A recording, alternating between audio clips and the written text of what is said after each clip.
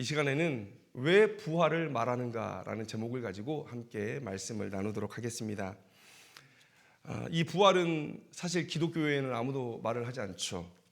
어느 종교, 어느 학문에서도 부활을 말하지 않습니다. 죽으면 끝이에요. 그래서 눈으로 볼 수 없는 내세는 많이 얘기하고 있습니다. 내세에. 그런데 몸의 부활은 누구도 얘기하지 않습니다. 부활은 상식에 맞지 않다고 얘기해요. 죽으면 끝인데. 그러면 여러분, 우리 기독교가 예수님의 명령을 따라서 온 세상 끝까지 나아가 예수 그리스도의 증인이 되어야 되겠죠. 이 복음을 전해야 되는데, 사실은 이 부활에 대한 얘기는 복음의 전파를 막을 수 있습니다. 아무도 사람들이 믿지 않는 얘기인데, 상식적으로, 과학적으로, 논리적으로 말이 안 된다고 얘기하는데, 모든 인생들은 살다가 부패해서 죽고 이런 게 당연한 건데 어떻게 부활을 얘기하느냐, 이런 허무맹랑한 얘기를 하면 할수록 오히려 기독교의 전파에 더 장애가 될 거라고 사람들은 생각할 수 있습니다. 실제로 그런 일들이 일어났죠. 과학이 좀 발달하고 사람들이 자기 지식에 자신감을 가졌을 때 실제로 그런 일들이 일어났습니다. 100여 년 전에, 정확히 100년 전인 것 같아요. 1925년에 미국에서 어느 주에서 진화론을 가르치지 말아라 라고 이 주법으로 정했습니다. 그런데 그 법을 정한 것을 반대해서 존 스콥스라는 과학교사가 진화론을 가르치죠. 그래서 재판을 받게 됩니다. 우선은 주에서 법으로 정한 거기 때문에 유죄 판결은 받았어요. 그래서 $100의 벌금을 내게 됐습니다.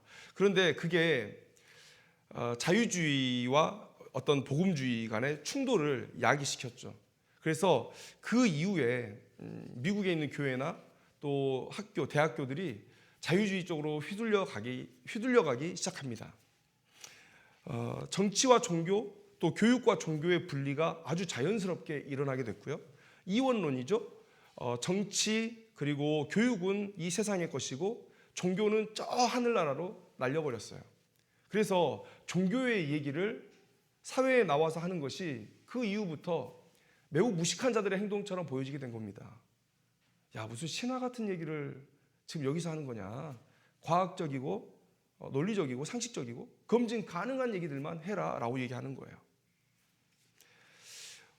오히려 지금 시대, 과거에도 그랬지만 오히려 지금 시대에 이 부활을 얘기하면 얘기할수록 복음의 전지는 더 더뎌질 것 같다는 그런 생각을 우리가 할 수밖에 없다는 것이죠. 자유주의 신학자들은 그래서 믿지 못할 것들 다 빼버렸죠.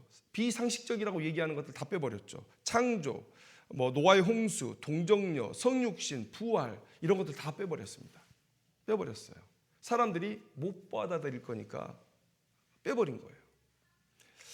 그런데 왜 우리는 또 사도들은 그 부활의 진리를 사도신경에까지 넣어서 온 교회로 외우게 하고 그 부활 신앙이 아니면 진짜 구원받은 믿음 아니다라고 얘기를 하는가? 왜 이렇게 우리는 부활 신앙을 지켜나가고 있느냐? 이걸 우리가 고민해 봐야 된다는 것이죠. 우리가 이렇게 불리할 것 같은 이런 진술, 이런 진리를 내려놓지 못하는 이유는 바로 이 부활이 구약에서부터 약속된 구원을 위한 필수적인 과정이기 때문에 그렇습니다. 그리고 그 구원이 성취되었다는 명확한 증거가 부활로서 나타나고 있기 때문에. 왜 예수가 메시아입니까? 바로 예수 그리스도께서 부활하셨기 때문에 메시아가 되는 거예요. 그렇기 때문에 우리가 이 부활 진리를 내려놓지 못하는 것입니다. 로마서 6장 23절 말씀에 죄의 싹은 사망이요. 하나님의 이 선악과를 주시고 우리에게 명령하신 그 명령 안에 이 의미가 담겨 있습니다. 창세기 2장 17절 말씀에 선악을 알게 하는 나무의 열매는 먹지 말라. 내가 먹는 날에는 반드시 죽으리라. 죄는 뭡니까? 불순종이죠. 불순종하면 죽는 거예요. 죄를 지으면 죽게 되는 것입니다. 그래서 인간을 포함한 모든 피조물들은 그 죽음으로 인도하는 질병의 고통, 부패의 고통 속에 살 수밖에 없어요. 갑자기 살다가 훅 죽진 않죠. 질병의 고통, 그 고통을 겪고 우리는 죽습니다. 그리고 부패하게 되죠. 로마서 8장 21절의 말씀을 보면 그 바라는 것은 피조물도 썩어짐의 종노릇한 데서 해방되어 하나님의 자녀들의 영광의 자유에 이르는 것이니라. 모든 피조물이 썩어짐의 종노릇하고 있다는 거예요. 죽음의 종노릇하고 있다는 것입니다. 죄로 인해 이런 고통이 찾아왔기 때문에 진정한 메시아, 죄에 대해서 우리를 구원하실 분은 바로 이 사망을 이겨야 되는 거예요. 이 사망을 이겨야 그분이 진짜 우리의 메시아가 되는 것입니다. 여러분, 이 썩어짐, 부패, 질병, 사망은 하나님께서 처음부터 계획하신 이 생의 원리가 아닙니다. 여러분, 에녹, 엘리야는 죽음을 보지 않고 하늘로 올려갔죠. 여러분, 이동한 거예요. 이동한 겁니다. 자, 이 이야기는 우리에게 어떤 교훈을 주느냐, 어떤 교훈을 주느냐. 하나님께로 나아갈 때 꼭 죽음이라는 단계가 없어도 우리는 하나님을 만날 수 있다는 거예요. 그 사실을 에녹과 엘리야의 이야기를 통해서 우리에게 말씀해 주고 있는 것입니다. 창조 안에는 죽음이 없었어요. 썩어짐이 없었어요. 그런데 죄로 인해서 이 모든 것들이 우리에게 왔다는 사실 우리가 알아야 돼요. 여러분, 인생에 소망이 없다. 인생에 소망이 없다. 여러분, 왜 인생에 소망이 없습니까? 하나님의 뜻을 모르니까 소망이 없는 거예요. 하나님은 사망을 당연한 거라고 말씀하지 않으셨어요. 야, 죽으면 당연한 거야. 죽고 끝나는 거야. 그게 상식이야. 아니요. 그게 상식이 아니라니까요. 그게 매우 비정상적인 생각이라니까요. 그런데 우리가 그게 비정상적이라는 것을 모르고 그걸 정상으로 받아들이고 있는 거예요. 우리의 무지가 얼마나 죄의 사단의 권세에 가려 있는지, 얼마나 영안이 어두워져 있는지 그것만 봐도 알 수 있잖아요. 하나님은 우리에게 죽음, 부패 당연한 것 아니다. 내가 처음 창조할 때 그것은 없었다라고 말씀하고 계신데 우리는 아니라는 거예요. 그래서 믿는 자들조차도 그 진리를 왜곡합니다. 왜요? 사람들이 안 받아들이니까. 다른 사람들이 내가 이런 얘기를 하면 무식하다고 얘기할 테니까 나 부활 얘기 못 하겠다는 거예요. 우리가 이렇게 소망이 없는 인생이에요. 하나님의 뜻을 도무지 알지 못해요. 우리가 사는 세상은 창조 질서가 왜곡된 세상에서 살아가고 있습니다. 하나님은 매일매일의 창조 이후에 보시기에 좋았더라라고 말씀하셨어요. 하나님의 모든 창조가 계획대로 잘 이루어졌다는 것을 말씀하고 계신 것이죠. 그래서 이사야서 11장 9절 말씀을 보니까 내 거룩한 산 모든 곳에서 해됨도 없고 상함도 없을 것이니 이는 물이 바다를 덮음같이 여호와를 아는 지식이 세상에 충만할 것임이니라. 이 모습은 죄가 없는 미래를 보여주는 모습이기도 하지만 죄가 없던 우리의 과거를 보여주는 모습이기도 한 것입니다. 여러분, 서로 간에 해됨이 없었어요. 이사야서 11장 7절 말씀을 보면 사자가 풀을 먹고 살았다고 얘기해요. 맹수가 없었습니다. 그냥 서로 어울려서 화목하게 살았어요. 지금 우리가 매우 왜곡된 세상에 살고 있다는 것을 우리가 알아야 돼요. 왜곡된 세상을 살아가고 있다. 그래서 여러분, 예수님은 이 땅에 구원자로 오셨는데 무엇으로부터의 구원이냐? 이스라엘 백성들이 기대하는 것처럼 로마로부터의 구원입니까? 아니죠. 죄로부터의 구원, 사망으로부터의 구원을 주시기 위해서 우리에게 오셨다는 거예요. 이스라엘 백성들이 얼마나 편협한 생각을 갖고 있었나. 그들은 예수를 자기 삶의 어려움을 해결해 주실 분으로 생각했어요. 이런 속담이 있습니다. 범 잡는 칼로 개를 잡는다. 범 잡는 칼로 개를 잡는다. 대단한 무기를 가지고 있는데 그것을 제대로 쓰지 못하는 그런 사람들을 빗대서 하는 말이죠. 예수를 겨우 로마 때려잡는 무기로 쓰겠는가? 로마로부터의 구원을 위해서 이 예수님을 쓰겠는가? 여러분, 이스라엘의 고통의 원인이 로마입니까? 그러니까 로마만 사라지면 모든 게 다 해결될까요? 여러분, 이것은 이스라엘의 역사가 우리에게 얘기해주고 있어요. 말도 안 되죠. 그들이 어떤 나라에게 고통받았다 하면 그 나라들의 이름을 한번 나열해 보세요. 애굽, 그리고 출애굽했을 때 가나안에 들어왔을 때 그 사사기 시절에 누구로부터 고통당합니까? 메소포타미아, 모압, 블레셋, 가나안, 미디안, 암몬. 그리고 나중에 그들이 다윗과 솔로몬의 시대를 지나가고 난 이후에 아수르, 바벨론, 헬라, 톨레미, 또 셀루커스, 그리고 로마에까지 이른 거예요. 수많은 나라들의 압제 속에 살아온 겁니다. 우리나라는 중국에서 보면 변방이고 일본은 바다를 건너야 되죠. 그런 가운데 있는 우리나라도 1000번의 외침을 받았어요. 그런데 두 문명 사이에 육지로 연결되어 있고 다른 곳은 다 사막이에요. 지나갈 곳이라고는 가나안 땅밖에 없어요. 그러니 이 유대 땅이 얼마나 많은 외침을 당하고 살았겠느냐. 이스라엘의 역사는 외침의 역사예요. 침략의 역사. 그런데 이 로마만 사라지면 그들의 모든 문제가 다 해결될 거라고요? 이거 너무 순진한 생각이잖아요. 그들이 그동안 수없이 많은 나라들에게 유린당해 왔잖아요. 그런데 로마만 사라지면요, 로마 다음에 다른 나라가 나타나겠죠. 지금도 이스라엘은 고통당하고 있잖아요. 태평양 전쟁이 어떻게 끝났습니까? 핵폭탄이 히로시마와 나가사키에 떨어졌을 때, 일본의 그 한 복판에 떨어졌을 때 전쟁이 끝났죠. 예수님께서 왜 이 땅에 오신 겁니까? 죄와 사망의 권세, 우리의 고통의 근원인 그 한 복판에 핵폭탄을 떨어뜨리기 위해서 예수님께서 이 땅에 오신 거예요. 그런데 그 주변에 있는 여러 가지 삶의 문제들을 해결한다고 우리의 진짜 행복이 찾아올까요? 진짜 평안이 찾아올까요? 아니라는 거예요. 이스라엘 백성들은 범 잡는 칼로 개, 고양이 쥐 잡으려고 했던 거예요. 예수님은 그런 구원을 얘기하신 게 아니다. 죄로부터의 구원, 사망의 권세를 이기시는 그 구원을 우리에게 말씀하시기 위해 이 땅에 오셨다는 거예요. 그래서 부활은 반드시 선포되어야 되죠. 그래서 여러분, 제자들 오순절에 성령의 그 임재하심을 입은 다음에 그들이 전했던 메시지가 뭡니까? 사도행전 2장 24절 말씀을 보면, 하나님께서 그를 사망의 고통에서 풀어 살리셨으니 이는 그가 사망에 매여 있을 수 없었음이라. 이 설교를 베드로가 하고 있는 거예요. 그리고 사도들을 뽑을 때 사도들의 사명을 뭐라고 얘기합니까? 예수의 부활을 증거하는 사람. 이게 바로 제자의 사명이었다는 거예요. 이 부활 안에 구원의 진리, 증거가 다 담겨 있어요. 이 부활로 예수님의 메시아 되심을 온전히 증거할 수 있습니다. 그래서 진정한 신자는요, 이 부활을 믿지 않으면 그 사람은 구원받지 못한다고 얘기해야 돼요. 뭘 믿는 겁니까? 깡통을 믿는 거예요. 헛것을 믿는 거예요. 예수님께서 부활하지 않으셨다면, 사망을 이기지 못하셨다면 죄를 이기지 못하신 거예요. 죄의 싹은 사망이에요. 사망을 이겨야 죄를 정복하게 되는 거예요. 죄를 해결하게 되는 거예요. 그런데 예수님께서 죽으시고 여전히 사망 가운데 누워있다면, 시체로 썩어져 가셨다면, 그러면 그 예수님을 왜 믿는 거죠? 저부터 믿지 않을 겁니다. 논리적으로 말이 안 되잖아요. 여러분, 성경이 비논리적이라고 얘기하지 마세요. 그건 성경을 모르는 사람들 얘기입니다.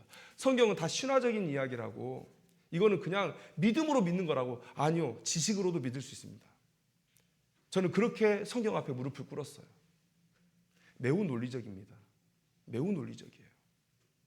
서로가 열린 마음으로 성경을 가지고 얘기할 수 있다면 설득할 수 있습니다.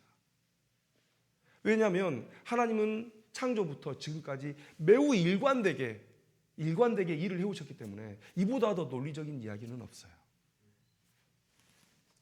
그런데 신자가 부활을 믿지 않는다, 부활을 말하지 않는다, 부활을 부끄러워한다, 구원받지 못한 겁니다. 이 부활이 얼마나 큰 비밀인데요. 이 부활이 얼마나 큰 비밀인데요. 그래서 이 부활절날 우리는 너무 기뻐해야 돼요. 우리가 진짜 메시아를 만난 거예요. 수없이 많은 이단들이 자기가 메시아라고 얘기하잖아요. 죽었다 살아났습니까? 죄와 사망을 정복했습니까? 그리고 예수님이 올라가신 그대로 내려오는데 그렇게 내려왔어요? 하늘에서 내려왔습니까? 다 거짓말이죠. 부활절에 우리는 예수를 메시아로 만나게 되는 거예요. 얼마나 감격적이고 감사한 일입니까? 그토록 수없이 많은 사람들이 만나고자 했던 그 구원자 메시아를 오늘 우리가 이 부활절날 만나고 있는 겁니다. 우리가 꼭 이 부활을 얘기할 때 이 부활이 역사적인 사실이다라는 얘기를 꼭 언급하고 가야 돼요. 이게 우리의 믿음이 되어야 되기 때문에 여러분, 역사적 진실이라는 증거 몇 가지 얘기해 보려고 합니다. 첫째는 저는 이걸 얘기하고 싶어요. 부활을 막는 종교 지도자들의 행동을 보면 이건 진리다라는 거예요. 성경을 잘 보면 이스라엘 백성들이요, 구약 시대 때부터 내려오는 그런 진리를 배움으로 인해서 육체의 부활을 알고 있었어요. 그래서 마르다도 얘기하잖아요. 육체로 부활할 거 안다. 나중에, 지금 말고 나중에 이 나사로가 육체로 부활할 건 안다라고 얘기해요. 그리고 사두개인과 바리새인들이 매번 뭘로 싸웁니까? 육체의 부활 가지고 싸우는 거예요. 사두개인은 부활을 믿지 않았거든요. 근데 바리새인은 믿었거든요.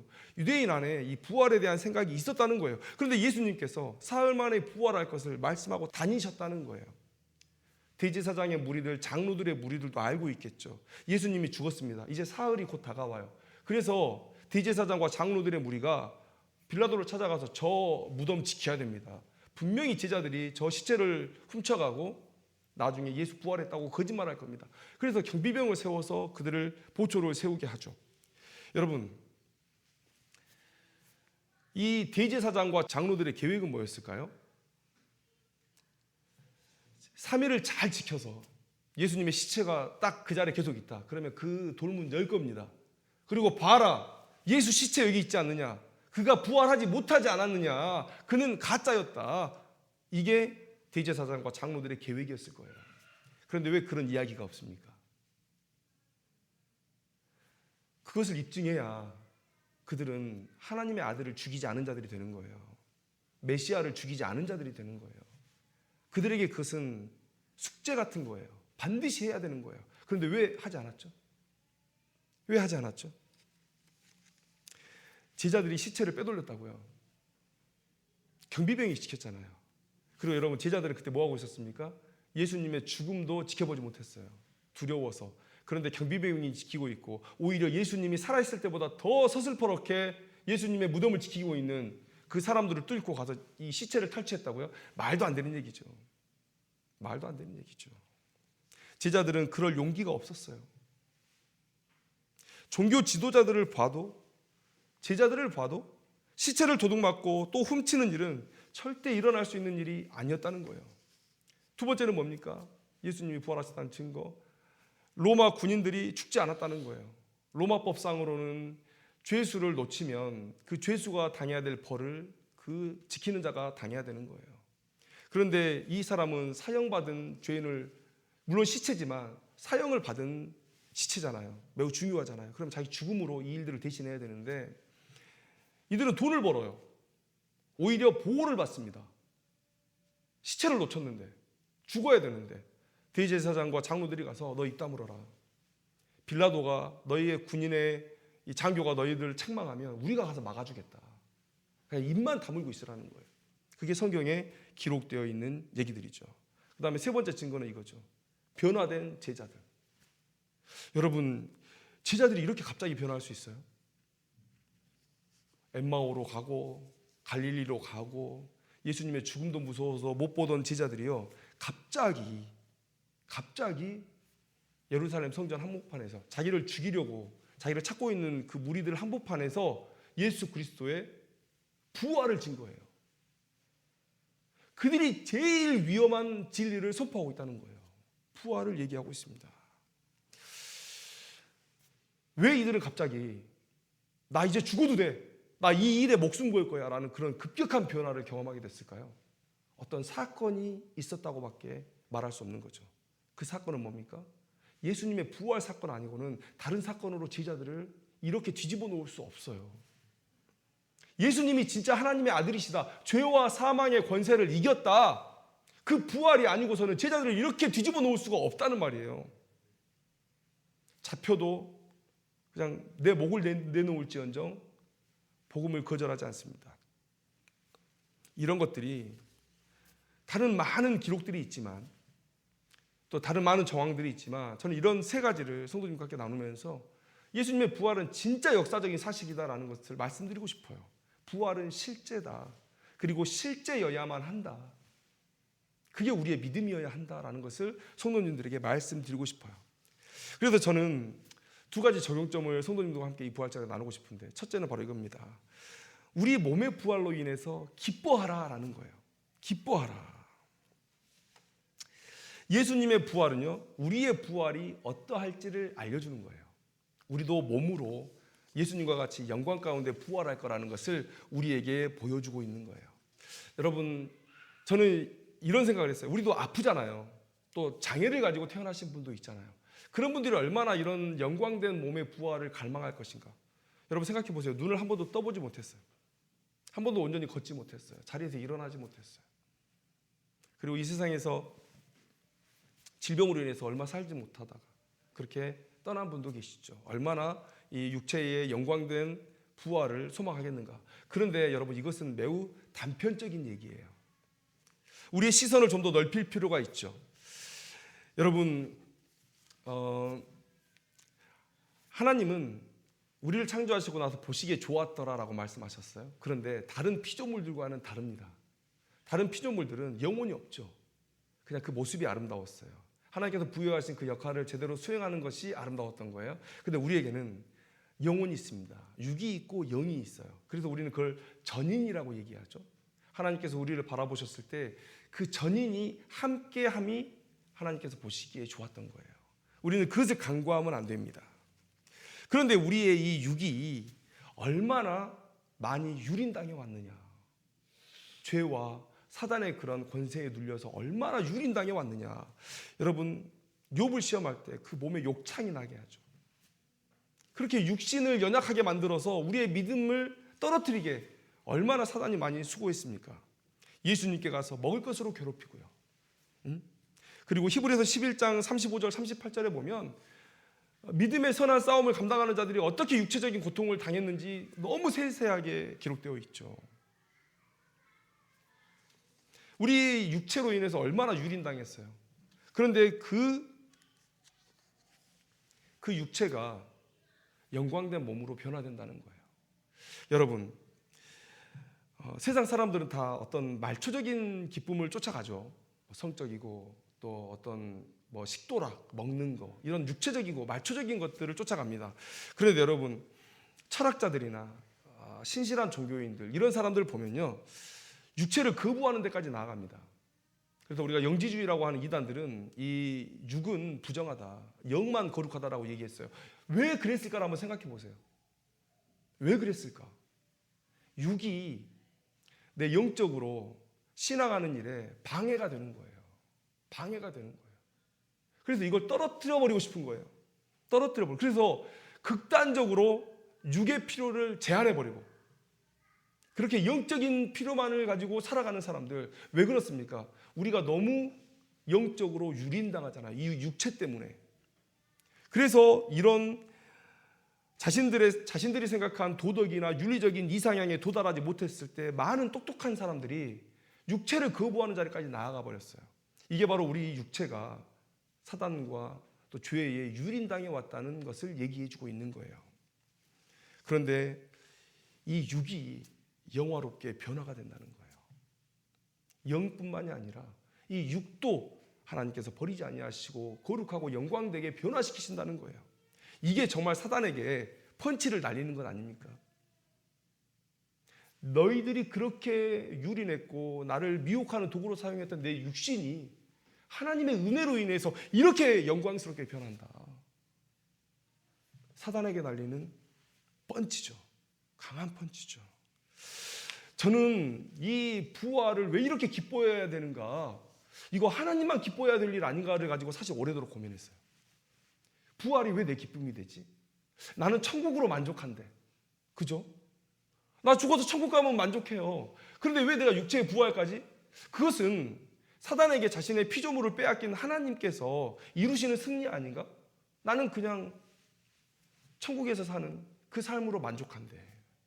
근데요, 내가 심각하게 간과하고 있는 것, 내가 영과 육이 온전히 하나님의 은혜 아래에 있을 때에 누렸던 그 삶의 이 기쁨을 한 번도 누려본 적이 없더라고요.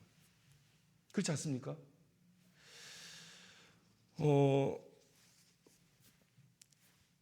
육체가 내 영혼에 하나님을 따르는 길을 막는 경우가 많이 있죠. 우리가 좀 신앙을 좀 생활해 보려고 하는데 육체적인 장애들이 하나님을 따르는 것을 막는 일이 있습니다. 또 육체적으로는 습관을 쫓아서 신앙생활을 하는데 내 영이 나태해지는 경우도 우리가 겪게 되죠. 이 두 개가 같이 보조를 맞춰서 함께 하나님 앞에 나아가야 되는데, 그리고 그 하나님 안에서 영과 육의 전인의 완벽한 조화와 기쁨을 누려야 되는데 우리가 그런 경험들을 많이 해보지 못한 거예요. 그래서 우리도 어찌 보면 다른 이원론자들과 같이 육을 포기하는 방향으로 우리 신앙을 발전시켜 나가고 있는 게 아니냐. 이 육 가지고 살아봤는데 그냥 힘들기만 해. 유혹만 돼. 그냥 나 천국에서 내 영이 하나님과 함께 있는 것으로 만족할래. 그런데 하나님은 그것으로 만족할 수 없다는 거예요. 내가 너희들을 전인으로 만들었잖아. 영과 육으로 만들었잖아. 그게 너희들에게 좋아서 그렇게 만든 거야. 그게 너희들의 기쁨이고 복이기 때문에 그렇게 만든 거야. 그런데 왜 육을 포기하려고 하니? 하나님께서 육도 부활시키셔서 우리와 함께하게 하시는 거예요. 그래서 그 마음을 깨달을 때에 이 몸의 부활이 그때부터 너무 소중하게 느껴지는 거예요. 갈망하게 되는 거예요. 내 몸의 부활을 갈망하게 되는 거예요. 그래서 히브리서 11장의 말씀을 보면 그 믿음의 선한 싸움들을 왜 싸웁니까? 더 좋은 부활을 위해서 그들이 그렇게 선한 싸움을 하고 있다라고 말하는 거예요. 그들이 육체의 부활, 이 육의 부활을 고대하면서 그렇게 믿음의 선한 싸움을 싸워내고 있다라는 거예요. 우리가 이 진수, 이 부활의 진리의 진수를 우리가 깨닫기를 원해요. 여러분, 그래서 이 부활로 인해서 여러분들 기뻐하는 삶을 살았으면 좋겠습니다. 이 몸의 부활을 고대하는 그런 인생을 살았으면 좋겠습니다. 그리고 두 번째로 말씀드리고 싶은 게 이거예요. 드리라. 모든 것을 갚아주실 것이다.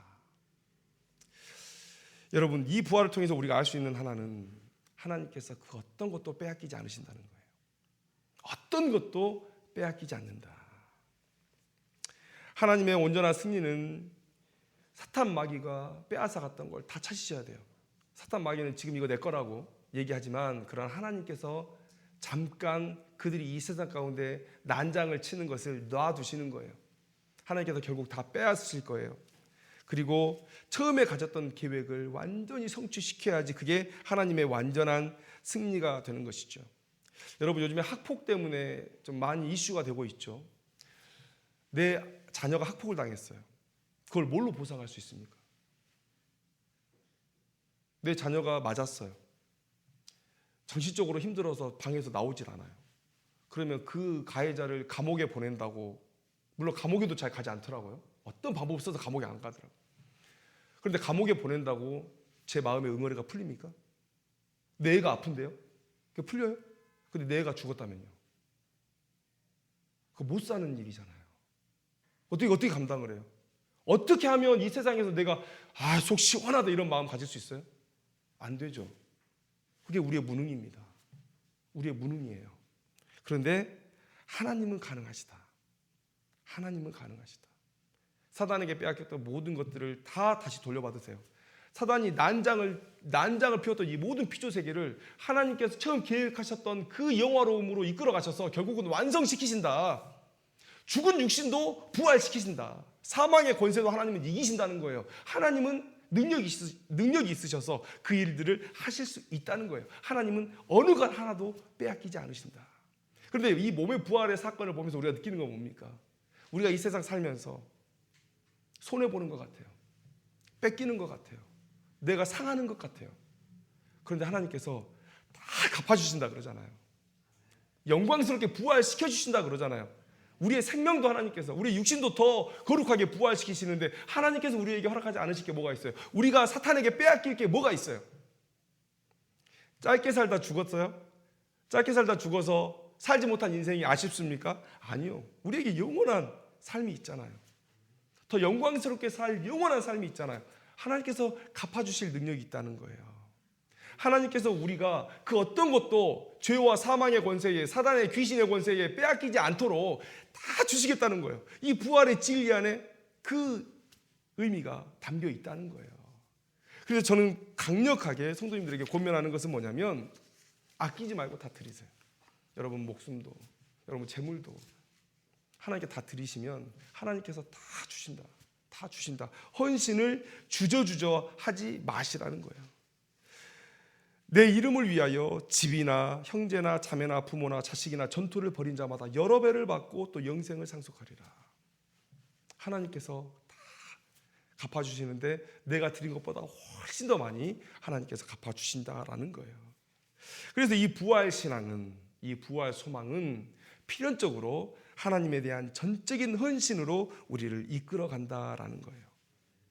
히브리서 11장 35절 38절 아까 말씀드렸지만 그 이야기 다시 한번 해볼게요. 그들이 어떻게 살았습니까? 심한 고문을 받았으나 풀려나기를 원하지 않았어요. 왜 풀려나기를 원하지 않습니까? 트라얀의 편지라는 게 있어요. 근데 거기에 이런저런 기록들이 있는데 믿음을 부인하면 바로 풀어주라는 거예요.